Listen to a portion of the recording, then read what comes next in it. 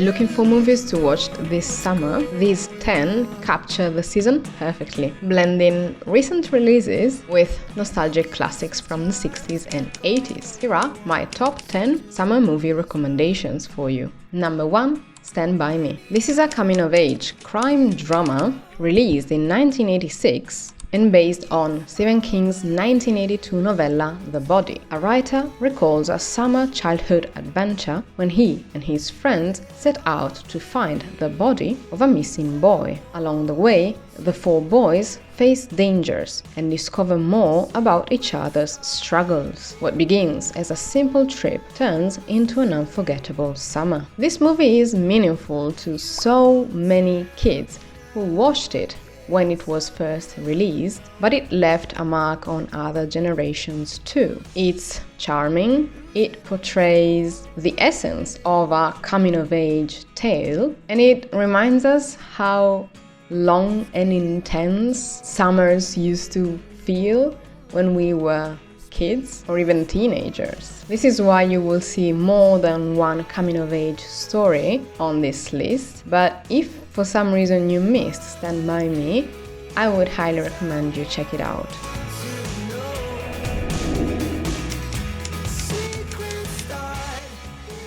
Number 2. Almost Anything by Studio Ghibli. I couldn't pick one movie only, so I decided to give you a selection of those that remind me of summer the most, and these were specifically released between 1988 and 2014. And here we have The Wind Rises, When Marnie Was There, The Secret World of Arrietty, Wisps of the Heart, Ponyo, Kiki's Delivery Service, and My Neighbor Totoro. The reason why I would recommend you these movies is because they portray small seaside towns, green fields and hills, crickets, quiet, slow summer days, forest spirits, and they're often slice-of-life films, or at least that's how they feel. And in these movies, we explore themes such as friendship, grief, illness, or even war, but all with such a delicate and deep feel. A feature of Studio Ghibli is a very specific use of sound effects. You know, the added sound of the wind blowing in a field and the grass moving. Or, as I said, crickets, which are quite loud in Japan in summer.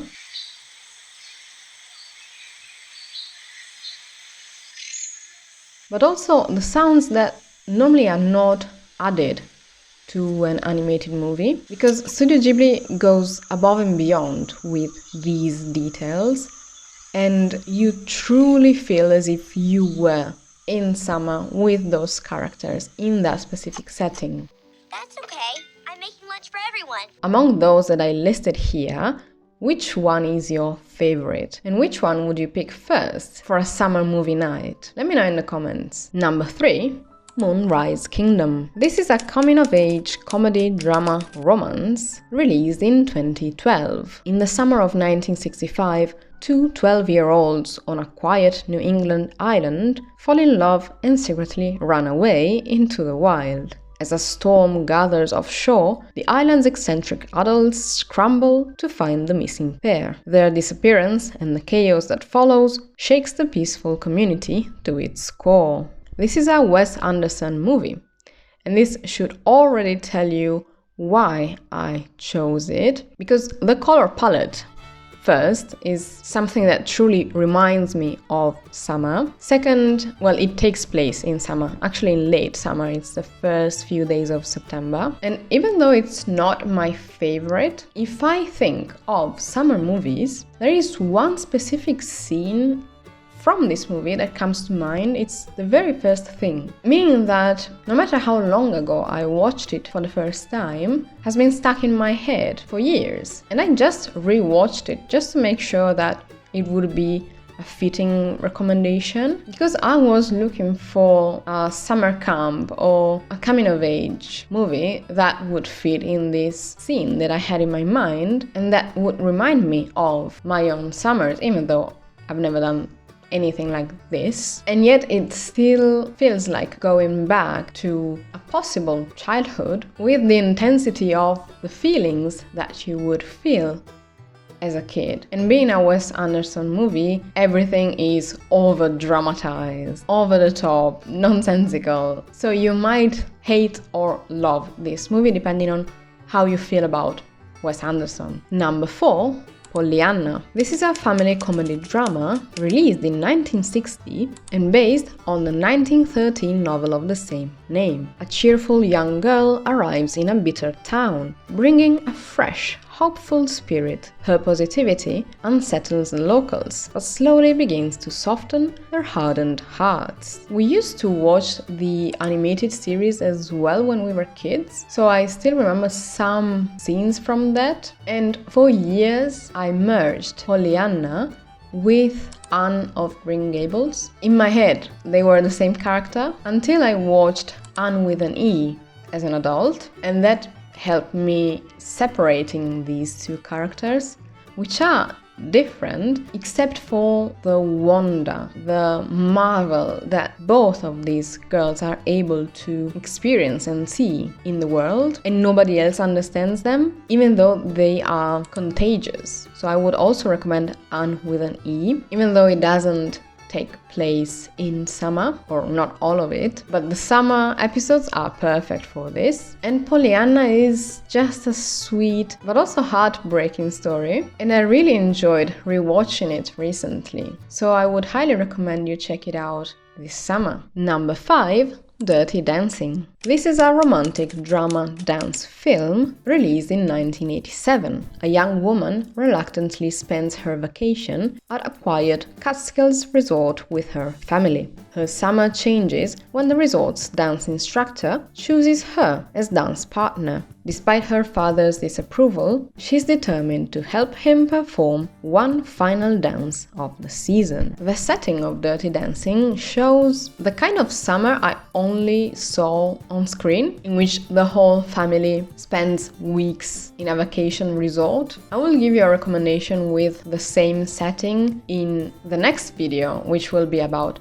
TV shows I recommend you for these summer vibes. But in here, the color palette screams summer too. This is a summer romance as well, so it really fits the category perfectly, and it adds a little bit of drama too between the characters, and we can also see the differences between those who are there on holiday and those who are working there. I don't think anybody missed Dirty Dancing, but just in case, go ahead and watch it. Number 6, Top Gun. This is an action drama released in 1986 and inspired by an article called Top Guns. At an elite Navy flight school, the best pilots train to sharpen their combat skills. A daring aviator pushes boundaries and defies expectations, creating tension with fellow trainees and instructors. His journey is as much about proving himself in the skies as it is about overcoming what's holding him back. The volleyball scene, the romance, but also the fact that the movie was released at the beginning of summer in 1986 makes this the perfect summer movie. And it defined the whole season for a generation. I always loved aircrafts. I cannot tell you why, but I'm really into them, and this movie specifically. The opening scene gives me chills every single time, and I also regularly listen to the soundtrack. This movie inevitably makes me think of what cinema could or should be. We no longer see practical effects, or at least they are not the preferred technique, if something can be achieved with CGI. And so we don't see real settings anymore. We don't see people in real aircrafts anymore. Well, apart from Top Gun Maverick, of course. But this is a personal favorite, and this might not scream summer for you. And honestly, I watch it any time of the year. I don't mind watching it in winter as well. But if you're looking for something truly good to watch this summer, add Top Gun to your list. Number 7, The Parent Trap. This is a comedy family romance released in 1961, even though I can recommend you the remake as well. And it's based on a 1949 German children's novel. Separated twins, raised apart after their parents' divorce, meet for the first time at summer camp. They hatch a plan to switch lives and experience each other's worlds. Their ultimate goal is to bring their estranged mother and father back together. Who hasn't seen one or the other adaptation? I wonder. But just in case you haven't, I highly recommend both. It's the perfect family film. It's wholesome, funny, but also deep at times. I heard some people say that the acting in the remake was better, and I'm referring to one actress playing both sisters with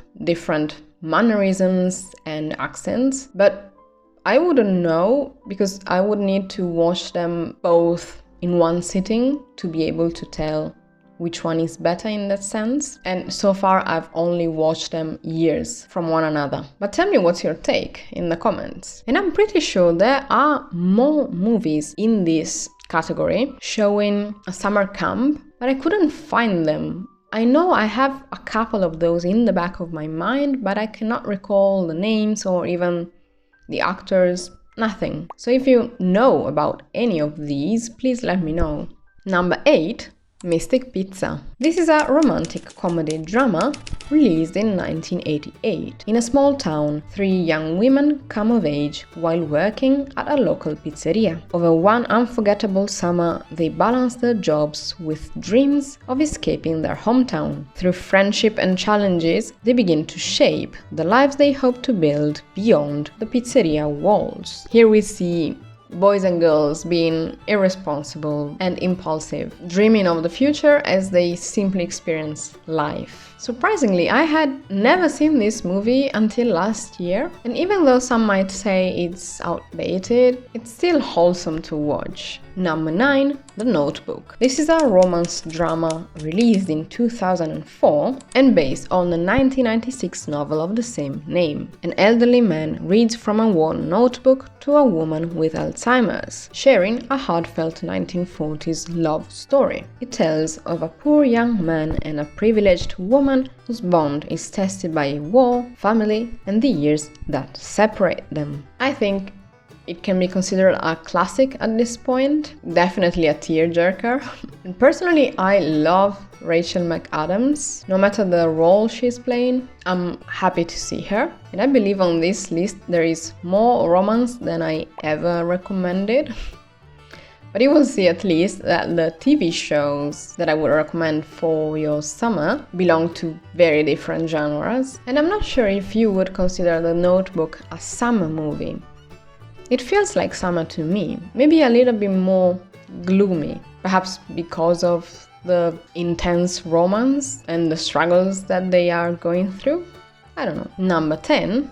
Grease. This is a musical romantic comedy released in 1978 and based on the 1972 stage musical of the same name. A wholesome girl and a rebellious boy fall in love during a summer romance. When they unexpectedly reunite at the same school, they face challenges from their different social circles. Together, they try to revive their relationship despite the odds and quirky friends around them. I rewatched Grease last week, and for the first time I realized there was a sequel. And I mean, it was released in the 80s, so it's not a brand new remake or sequel. Some of the themes and behaviors in Grease would not be considered appropriate nowadays, and we wouldn't excuse them if they went in a musical and in a comedy, because the genre makes everything feel lighter. So I wouldn't personally agree with how women are seen in this film, how men are seen in this film, yet I can still enjoy it knowing perfectly that things are no longer that way, or that we as a society don't really excuse certain behaviors anymore. Plus, for some reason I was obsessed with the soundtrack, or just a couple of the songs in the film, and I still know them by heart. And I would say it's still a summer movie despite not taking place in summer, not all of it. I tried my best with avoiding all the main summer recommendations that you're given, except probably The Parent Trap. And I went hunting for some movies that maybe are not officially seen as summer movies or that are a little bit older and maybe newer generations missed. But let me know what's on your summer movie watch list. What really makes you feel like summer has begun? Let me know in the comments. And if you enjoyed this, check out the video on the screen. Don't forget to hit the notification bell so you won't miss my upcoming videos. Thank you so much for watching, and I will see you in the next one.